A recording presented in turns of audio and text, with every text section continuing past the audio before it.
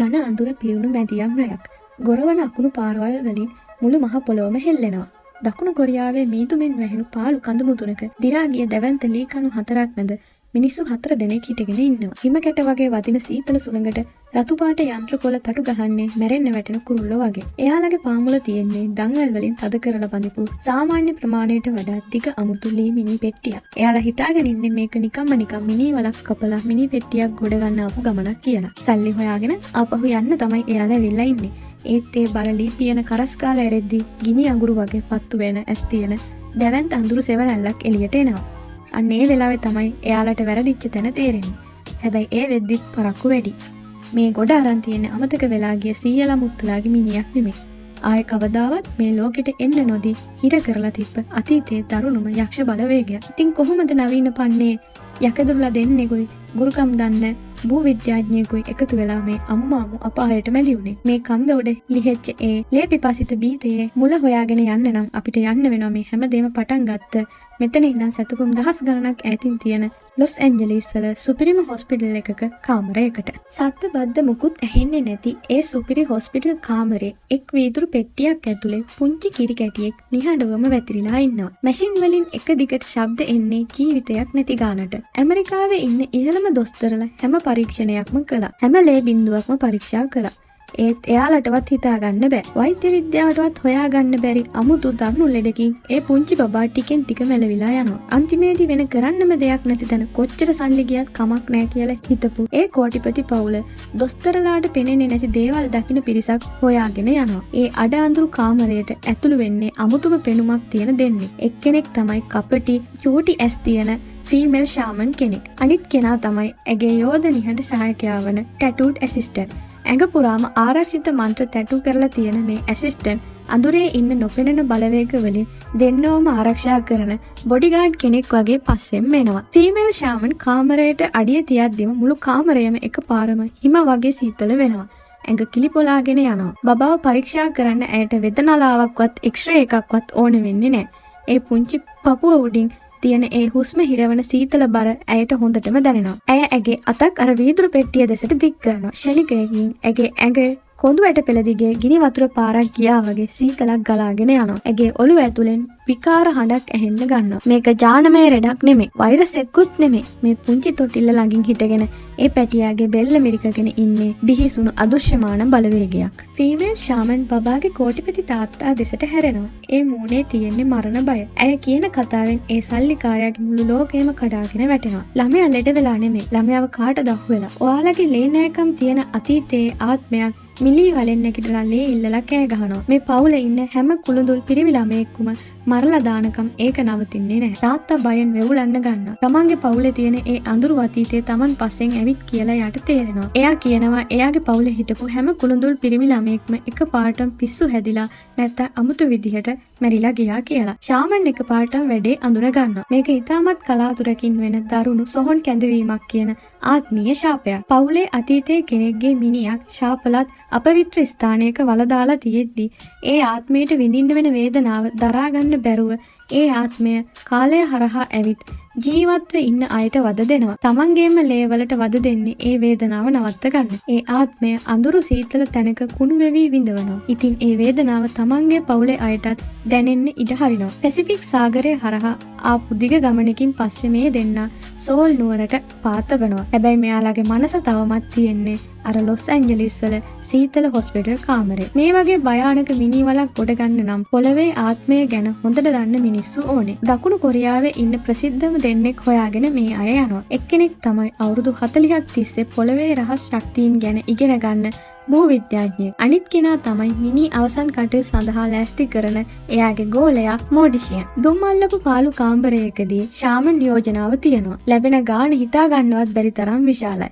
එයාලගේ මුළු ජීවිතේම වෙනස් කරන්න පුළුවන්. මොඩිෂියන්ගේ ඇස් පෙරේතකමින් දිලිසෙන්න ගන්නවා. හැබැයි භූවිද්‍යාඥයාගේ මූණ වෙනස් වෙන්නේ නැහැ. එයාගේ ඇස් සැකයෙන් පොඩි වෙනවා. එයා දන්නවා මේ වගේ ලොකු සල්ලි කන්දක් පස්සේ තියෙන මරණය විතරයි කියලා. එයා මිනිවල තියෙන තැන ගැන ෂාමන්ගෙන් අහද්දී ඒ තැන කියද්දිම මුළු කාමරේම සොහොන් පිට්ටනියක් වගේ නිහඬ වෙනවා. ඒ මිනිවල තියෙන ලස්සන්ට හදපු පවුලේ සොහනක නෙවෙයි. කොරියානු සීමාව අයිනේ තියෙන සිතියම් වලවත් නැති කිසිම කෙනෙක් අඩියක්වත් තියන්නේ නැති මූසල කඳු පන්තියක් ඇතුලේ. තමන්ගේ හිත කියන දෙයට පිටින් ගිහින් කුතුහලය නිසා සහ සල්ලි නිසා භූවිද්‍යාඥයත් මේ වැඩේට කැමති වෙනවා. හතර දෙනාම බඩු ටිකක් ලෑස්ති කරන් මීදුමෙන් බර ඒ පාළු කඳු කරේට යන්න පිටත් වෙනවා. වාහන අර කටුක පාරවල් දිගේ ඉස්සරහටම යද්දී මනුස්ස වාසයෙන් ඈතට ගස් කොළන් විතරක් තියෙන අමුතුම පාළුවකට ඇතුළු වෙනවා. දවල් වුණත් මීදුමෙන් වැහුණු ඒ කන්ද ඇඟට කඩාගෙන පනින්න වගේ තමයි තියෙන්නේ. හුස්ම ගන්නත් අමාරු කුණු උණු ලෝහ ගඳක් හුලගත් එක්ක එනවා. වාහන නතර කරලා එයාලා උඩටම පහින් යන්න ගන්නවා. එහෙ කිසිම පාරක් නැහැ. කුරුල්ලෙක්ගේ සද්දයක්වත් නැහැ. සෝබාදහමේ සද්ද වෙනුවට ඇහෙන්නේ එයාලගේ බූට් සපත්තු වලට පෑගෙන වේලුණු කොළවල සද්දයයි බයෙන් ගැහෙන එයාලගේම හුස්ම හඬයි විතරයි. එයාලා කඳු මුදුනටම යනවා. තියුණු ගල් පර්වත මැදින් තියෙන අවුව වැටෙන්නේ නැති පාළු තැනකට ළඟා වෙනවා. අන්න එතන තෙත වරිත මූසල පස් ගොඩක් උඩ තියෙනවා. නමක් නැති මිනිවලක්. කිසිම සොහොන් කොටක් නැහැ. මලක් තියලා නැහැ. මිනියකට පපුවට උල් හිටෙව්වා වාගේ දිරා ගිය ලී කණු මැද ඒ සොහොන අඳුරේ ගිලිලා තියෙනවා. භූවිද්‍යාඥයා ඉස්සරහට ගිහින් පස් ටිකක් අරගෙන එයාගේ දියට තියලා බලනවා. තප්පරෙන් එයාගේ මූණ විකෘති වෙනවා. විස පෙවුනා වගේ එයා ඒ පස් ටික එළියට විසික් කරනවා. ඒ පස් වලින් එන්නේ ජීවයේ රහ නෙමෙයි. නරක් කුණු ලේ ගඳ, මලකඩ ගඳ සහ අමුම වෛරයක රහ. මේක නිකම් මිනි වලක් නෙමෙයි. මේකේ අඩියේ ඉන්න ආත්මයට වද දෙන්නම හදපු අමු අපායක්. ඒ පොළව පවා ඇතුලේ ඉන්න මිනියේ වෛරයෙන් දැවි කෑ ගහනවා. භූවිද්‍යාඥයා එකපාරටම නැගිටිනවා. එයාගේ ඇස් දෙකේ තියෙන්නේ මරණ බය. එයා අනිත් අයට දරුණු අනතුරු ඇඟීමක් කරනවා. මේක විනාශයේ තැනක්. මෙතන වලදාපු කිසිම කෙනෙකුට සැනසීමක් නැහැ. මේ පස් ටික ඇල්ලුවත් මුළු පරම්පරාවටම ශාප වෙනවා. එයා බඩු ටිකත් එකතු කරන් යන්න හදනවා. කෝටි ගණන් දුන්නත් මේක කරන්න බෑ කියනවා. මේක මිනියක් ගොඩ ගැනීමක් නෙමෙයි. මේක මහ විනාශයකට පාර කැපීමක්. අපි යන්නේ මැරිච්ච කෙනෙක්ට හදපු මන්දිරයක්. මට නම් මේකට අත තියන්න බෑ. ලොස් ඇන්ජලිස් වල ඉන්න අසරණ බබව බේර ගන්න ඕන නිසා ෆීමේල් ෂාමන් අරයාගේ පාර හරස් කරනවා. ඇයට එයාගේ බය තේරෙනවා. හැබැයි ළමයාව අතාරින්න බෑ. ඇය භයානක යෝජනාවක් ගේනවා. ඒ තමයි රැවටීමේ යාගය කියන භයානක රහස් ගුරුකම. අපි නිකම්ම පොළව කපන්නේ නැහැ. පස් කපන්න කලින් අපි එතන ඉන්න යක්ෂයන්ගේ මනස අවුල් කරනවා. උන්ව මුලා කරනවා. උදළු පාර වදින මොහොතේම අපි මහා හයියෙන් ගුල්කම පටන් ගත්තාම ඒ ශාපලත් බලවේග අප වෙනුවට වෙන බිලිවලට ගොදුරු වෙයි. ඇගේ කතාවට සහ අසරණ බබා ගැන හිතලා භූවිද්‍යාඥයත් අන්තිමේදී කැමති වෙනවා. සොහොන හාරන්න කට්ටියත් එක් කරගෙන එයාලා කන්ද උඩට යනවා. එයාලගේ මූණු බයෙන් සුදු මැලි වෙලා. රෑවේගෙන එද්දිම වැඩේ පටන් ගන්නවා. ඌරන් 5 දෙනෙක්ව වටේට බඳිනවා. ෂාමන්ගේ ඇසිස්ටන්ට් එයාගේ ඇඟ පුරාම ආරක්ෂිත මන්ත්‍ර ලියා ගන්නවා. රතු කොඩි දානවා. බෙර ලෑස්ති කරනවා. කැටි මුවහත් කරනවා. ෂාමන් ඇගේ ගුරුකම් ඇඳුම ඇඳගෙන අතේ දිලිසෙන කැත්තක් තියාගෙන මිනි වල ඉස්සරහට යනවා. වටේම විදුලි බලයක් වගේ ශක්තියක් කැරකෙනවා. ඇය නටන්න පටන් ගන්නවා. ඇගේ කටහඬ සීතල සුළඟ කපාගෙන යනවා. බෙර වේගයෙන් වාදනය වෙනවා. ෂාමන් හුළඟ මැදින් කැත්තෙන් කපලා අදුෂ්‍යමාන යක්ෂයන්ට බිලි පූජා කරනවා. ඇය වෙනත් මානයකට වගේ ගිහින් ඇස් කැරක වෙද්දී වැඩකාරයන්ට කෑ ගහලා කියනවා සොහොන කපන්න කියලා. ප්‍රධාන වැඩකාරයා වෙවුලන දෑතින් උදැල්ල අරගෙන මහ හයියෙන් පස් ගොඩ මැදට ගහනවා. මිනිස්සු බයෙන් පස් අයින් කරනවා. එකපාරටම ටොං ගාලා යකඩයක් ලීයක වදින හඬක් ඇහෙනවා. එයාලා තවත් වේගෙන් පස් අයින් කරද්දී මුළු මිනි පෙට්ටිය එළියට එනවා. ඒක දැක්ක මෝටිචෙන් පවා ගල් වෙනවා. ඊළඟ තප්පරේදී මහ වැස්සක් ඇද හැලෙන්න පටන් ගන්නවා. පැරණි මතවලට අනුව මහ වැස්සේ මිනියක් පුච්චන එක මහ ශාපයක්. වැසි වතුර අලු වලට වැටුනොත් ඒ ආත්මය මහා භූතයෙක් වෙලා මේ ලෝකෙම විනාශ කරනවා. ඉතින් එයාලට අද මේ මිනිය පුච්චන්න වෙන්නේ නැහැ. එයාලට වෙනවා මේ මිනි පෙට්ටිය රැට තියන්න සුරක්ෂිත තැනක් හොයන්න. මෝටිෂියන් ළඟ තියෙන හොස්පිටල් එකකට කතා කරනවා. ඒ හොස්පිටල් එකේ මිනි කාමරේ නතර කරන්න ලෑස්ති කරනවා. එයාලා පෙට්ටිය අරන් එහෙට යනවා. හැමෝටම සැනසීමක් දැනෙනවා. හැබැයි එයාලට එක දෙයක් අමතක වුණා. ඒ තමා මනුස්ස පෙරේතකම. එතන හිටපු හොස්පිටල් එකේ සුළු සේවකයෙක් අර අඳුරු කොරිඩෝවේ නතර වෙනවා. කන්දෙන් අමුතු මිනි පෙට්ටියක් ගෙනාවා කියන ආරංචිය එයාට ඇහිලා තිබුණා. සල්ලිකාරයෝ මිනි වල දාද්දි ඇතුළට රත්තරන් මැණික් දානවා කියලා එයා දන්නවා. එයා අර පරණ ලී පෙට්ටිය දිහා බලන් ඉන්නවා. පෙරේතකම නිසා එයාගේ මනස විකාර වෙලා. හැමෝම ගියාට පස්සේ මැදියම් රැයේ එයා යකඩ ඉන්නක් අරන් එනවා. එයා අර පරණ මලකඩ කාපු ඉඟිලියට යකඩ ඉන්න දාලා තද කරනවා. එකපාරට ලොකු සද්දයක් එක්ක ඒක කැඩිලා යනවා. අන්න ඒ මොහොතේ අවුරුදු 100කට පස්සේ බිහිසුණු දෙයක් ඒ අඳුරු සිරගෙයින් එළියට පනිනවා. ශාපය ලිහුණා. ස්පිරිට් එක අත දරුණු කෝපයකින් මහා වැස්සෙම නැගිට්ටා. ඒක නිකම්ම ඇවිදින්නේ නැහැ. ඒක යන්නේ තමන්ගේම ලේ නෑයන් හොයාගෙන. සතපුම් දහස් ගණනක් ඈතින් ලොස් ඇන්ජලිස් වල සුපිරි හොටෙල් එකක බබාගේ තාත්තා ඉන්නවා.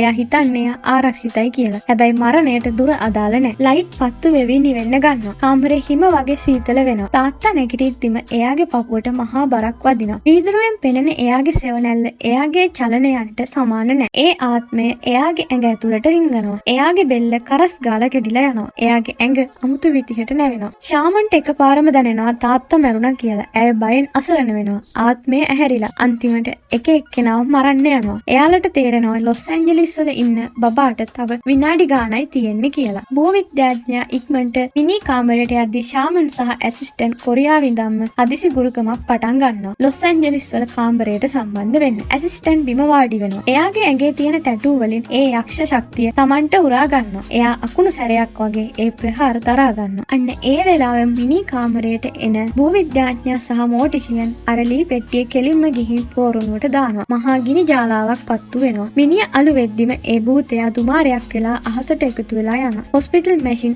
ආයෙත් වැඩ කරන්න ගන්නවා. බබා හුස්ම අරන් ආයෙත් සාමාන්‍ය වෙනවා. ශාපේ ඉවරයි. පවුල බේරුණා. හැමදේම ඉවරයි කියලා එයාලා හිතුවා. එයාලා හිතුවා කතාව ඉවරයි කියලා. හැබැයි එයාලා දැක්කේ හිම කන්දේ මුදුන විතරයි. බබා අසනීප වුණා. සල්ලි හම්බුණා. හැබැයි අර වැසිබර කඳු මුදුනේ තත්ත්වය තවමත් අමුතු මූසලකමකින් පිරී තිබුණා. භූවිද්‍යාඥයාට ඒක හිතෙන් අයින් කරගන්න බැරි වුණා. පොළවේ හඬ ඇහෙන එයාට තේරුණා අර ලෝහ ගඳ තවත් වැඩි වෙලා කියලා. එයා තනියම සවලකුත් අරන් ආයෙත් ඒ පාළු මිනි වල ළඟට යනවා. එයා අර පස්ගොඩ ඇතුළට බහිනවා. සවලෙන් තවත් යටට කනිනවා. එක පාටම සවල තවත් දෙක වදිනවා. අස් අයින් කරද්දී එයාගේ පපුව හොස් ගාලා යනවා. පොළව යටට පහළට හිටවලා තියෙන දෙවැනි දැවන්ත ලී මිනි පෙට්ටිය. එයා අනිත් අයවත් ගෙන්න ගන්නවා. ශාමන්, ඇසිස්ටන්ට් සහ මෝටිෂියන් බලන් ඉන්නේ කටවල් අරගෙන. එයාලා කප්පි දාලා ඒ යෝධ පෙට්ටිය උඩට ගන්නවා. ඒක අඩි 8කට වඩා දිගයි. මහා දන්වැල්, අටුකම්බි සහ රතු යන්ත්‍ර කොළ වලින් වට කරලා තියෙනවා. මේක මිනිහක් වල දාපු එකක් නෙමෙයි. මේක භයානක රාක්ෂයෙක්ව හිර කරපු යකඩ හිරගෙන. භූවිද්‍යාඥයා ඒ දිරා ගිය ලී දෙස බලමින් ඉතිහාසය මතක් කරනවා. අවුරුදු 100කට කලින් ජපන් ගුරුකම් කරන කෙනෙක් මේ කන්ද උඩ අමුතු ගුරුකමක් කළා. එයා ඒක කළේ මිනිහක් වල දාපු එකක් නෙමෙයි. කොරියානු අර්ධද්වීපයේ ශක්තිය කපලා දාන්න කන්දේ අඩියටම යක්ෂ ඇණයක් ගැහුවා. ඒක වහන්න තමයි රට පාවලා දීපු අර සල්ලිකාරයාගේ මිනිහ ඒ උඩින් වල දාලා එයාලගේ පවුලේ ශාපයෙන් මේක හැංගුවේ. අර පරණ ආත්මය නිකම්ම නිකන් කව එකක් විතර. ඇත්ත යක්ෂයා හිටියේ යට.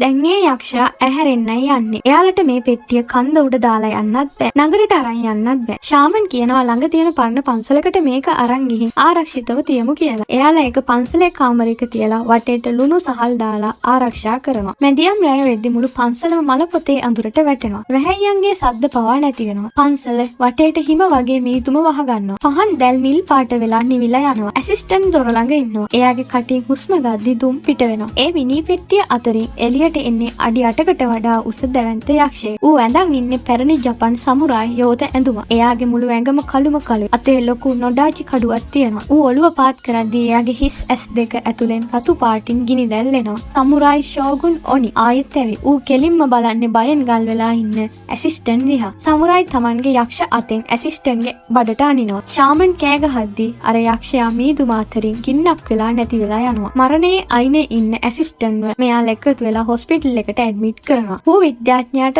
එයාගේ තුවාලය දකිද්දි සත්‍ය වැටහෙනවා. මේක නිකම් භූතයක් නෙමෙයි. මේක ජීවමාන යක්ෂ ඇණයක්. ජපන් සමුරායි සෙනවියෙක්ගේ ඇඟත් එක්ක එකතු කරලා හදපු එකක්. එයාගේ ඇඳුම් යක්ෂ මන්ත්‍ර වලින් තමයි හදලා තියෙන්නේ. සාමාන්‍ය ආයුධ වලින් මෙයාට මොකුත් කරන්න බෑ. ඉර පායන්න කලින් මේ යක්ෂයා විනාශ කළේ නැත්නම් මුළු රටටම ශාප වෙනවා. ඇසිස්ටන්ට්ුත් මරණයටපත් වෙනවා. භූවිද්‍යාඥයා කියනවා අපි ආයෙම කන්ද උඩට යන්න ඕනේ කියලා. ඉතුරු 3 දෙනා ආයුධත් තරම් පාළු කන්දට යනවා. දැන් සටන තියෙන්නේ සල්ලි වලට නෙමෙයි. ජීවිතයත් එක්ක තමයි. සුළඟ කෑ ගහනවා. කන්ද මැද අර අඩි 8ක් උස සමුරායි බලාගෙන ඉන්න. උගේ රතු ඇස් පත්තු වෙනවා. උගේ රතු කඩුව පත්තු වෙනවා. ශාමන් ඉස්සරහට ගිහින් නටමින් කඩුව වනමින් යක්ෂයාගේ අවධානය ඇද ගන්නවා. යක්ෂයා ඉස්සරහට ඇවිත් ශාමන්ට ගහලා බිම දානවා. ලේ විසි වෙනවා. මෝටිෂියන්ටත් ගහලා විසික් කරනවා. භූවිද්‍යාඥයා තනියම ඉතුරු වෙනවා. එයා දන්නවා ආයුධ වලින් කුරුකම් වලින් මේ යක්ෂයා පරද්දන්න බෑ කියලා. එයා පංච භූතයන්ගේ රහස පාවිච්චි කරන්න තීරණය කරනවා. ගින්නෙන් හදපු යක්ෂයාගේ යකඩ ඇඟට ගින්නෙන්වත් යකඩෙන්වත් හානි කරන්න බෑ. හැබැයි තෙත ලී වලට පුළුවන් යකඩ බිඳින්න. එයා පස්ස ඇතුළේ තිබ්බ ලොකු ලී පොල්ලක් අතට ගන්නවා. එයාගේ ලේ වලින්ම අර පොල්ල නාවනවා. ඒ නිසා ඒ වියලි ලී පොල්ල මනුස්ස ලේ වලින් තෙත්තුණු ශක්තිමත් ලීයක් බවට පත් කරනවා. එයා අවුරුදු 40ක ශක්තියෙන් අර ලේ තැවරුණු ලී පොල්ලෙන් යක්ෂයාගේ යකඩ පපුවට මහ හයියෙන් ගහනවා. ලීයේ තිබ්බ ලේ යක්ෂයාගේ යකඩ ඇඟත් එක්ක එකතු වෙලා විනාශකාරී ප්‍රතික්‍රියාවක් වෙනවා. අර කැඩෙන්නේ නැති යකඩ ඇඳුම රතු පාටින් පත්තු වෙනවා. ඇතුළෙන්ම පුපුරන්න ගන්නවා. සමුරායි මහා හයියෙන් කෑ ගහද්දි උගේ ඇඟ වීදුරුවක් වගේ කුඩු වෙලා යනවා. යක්ෂයා විනාශ වුණා. කන්ද උඩට ආයෙත් නිහඬතාවය ආවා. මීදුම අයින් වෙලා දවස් ගානකට පස්සේ ඉර පායනවා. මාස ගානකට පස්සේ ලස්සන මංගල උත්සවයක සගයන් 4 දෙනා වාඩි වෙලා ඉන්නවා. ඇසිස්ටන්ට් සනීපයි. එයා ඇවිදිනවා. ෆීමේල් ෂාමන් hina වෙනවා. මෝටිෂියන් සහ භූවිද්‍යාඥයා සුබ පතනවා. ඒ කන්දේ තුවාල එයාලගේ සිත්වල තිබ්බත් පොළවට සැනසීම හම්බුණා. ශාපය ඉවර වුණා. නිකම්ම ශාපයකින් පටන් ගත්ත සටන අවසානයේදී ඉතිහාසයේ තුවාල සුව කරන සටනක් බවට පත් වුණා. එක්සූමා අපිට කියා දෙන්නේ අතීතයේ අඳුරු රහස් යටපත් කරලා තිබ්බත් ඒවා කවදා හරි නැගිටලා එනවා කියලා. ඉතින් ඔයාලට මොකද හිතෙන්නේ? ඔයාලගේ හිතට වැඩියෙන්ම වැදුනේ ෂාමන්ලගේ ගුරුකන්ද නැත්නම් භූවිද්‍යාඥයාගේ දැනුමද? ඔයාලගේ අදහස් පල්ලෙහින් කමෙන්ට් එකක් දාන්න. මේ වීඩියෝ එකට කැමති නම් ලයික් කරන්න, ෂෙයා කරන්න, සබ්ස්ක්‍රයිබ් කරලා බෙල් අයිකන් එකත් ක්ලික් කරලා තියන්න. ඊළඟ වීඩියෝ එකකින් හම්බ වෙනකම් හැමෝටම සුබ දවසක්.